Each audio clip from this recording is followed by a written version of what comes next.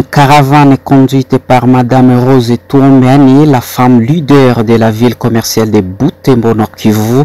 Elle a été visible aux heures vespérales de ce vendredi 11 octobre 2024 sur le boulevard Président de la République et en chuté au rond-point Abbé Apollinaire Malou Malou, où une déclaration a été lue par Madame Rose Touombeani de la dynamique des femmes pour la bonne gouvernance. Difego en sigle. Qu'est-ce qui a été à l'origine de cette descente sur les artères principales de la ville commerciale de Butembo? Suivez l'extrait sur RFI News TV. La République démocratique du Congo vient de perdre avec le décès de ses compatriotes un grand nombre de meilleurs travailleurs dans le domaine du petit commerce et dans d'autres compétences. Comme femme et mère, devant pareille catastrophe, il est toujours difficile pour moi de comprendre comment des mères comme moi, certaines entraient d'allaiter leur bébé dans un bateau à la recherche du pain pour les enfants restés à la maison et leurs frais scolaires par les petits commerces qu'elles exercent puissent perdre leur vie d'une façon fatale et tragique. Elles sont décédées en train de penser à la survie de leurs enfants, de leur famille. Aujourd'hui, malheureusement, ces enfants qu'elles portaient en cœur, en pensant bien sûr aux bénéfices des marchandises qu'elles portaient, dans la plupart des cas, des bénéfices modestes. Malheureusement, aujourd'hui, ces enfants sont devenus des orphelins.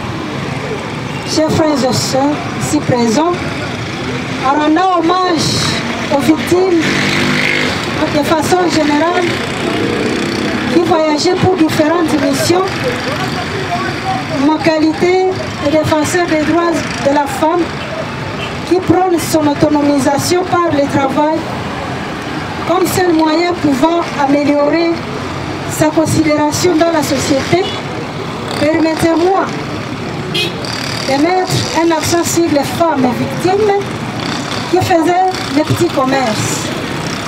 Elles sont pour moi des héros du genre, des symboles de l'autonomisation de la femme. Elles ont perdu leur vie en mettant certains articles du Code de la famille en pratique, dont celui qui stipule, je cite, les époux concourent à la survie de leur ménage. Fin de citation. J'imagine que parmi ces femmes vaillantes qui ont perdu leur vie, il y avait d'autres exactement qui appliquaient d'autres articles de cette même loi. Je suis certainement confiante, car certaines femmes travaillent de nos jours pour relever les charges jadis qui étaient sur le dos de leur mari, parce que soit leurs maris sont devenus incapables à cause de différentes maladies ou pour diverses raisons. C'est pourquoi je rends hommage d'une façon spéciale à ces femmes qui avaient déjà compris que la femme doit aussi travailler. Chers sœurs, vous qui êtes décédés, aujourd'hui, la majorité d'entre vous sont dans les lacs et vos familles n'ont pas encore vu vos corps. Vous êtes décédés armés à la main. La manière pour nous de vous honorer sera de former d'autres femmes et des jeunes filles et leur dire d'être comme vous. Et donc vous êtes devenus notre modèle.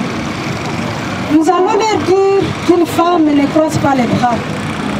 Elle travaille. Elle se bat pour la vie, malgré les conditions que nous impose cette dernière. Cette lutte dans laquelle vous avez perdu vos vies doit être répercutée de génération en génération. Nous allons montrer aux épouses et aux filles qu'il n'y a pas de sot métier et qu'elles doivent se battre aux côtés de leur mari, mais dans le respect de l'autorité du mari comme chef du ménage.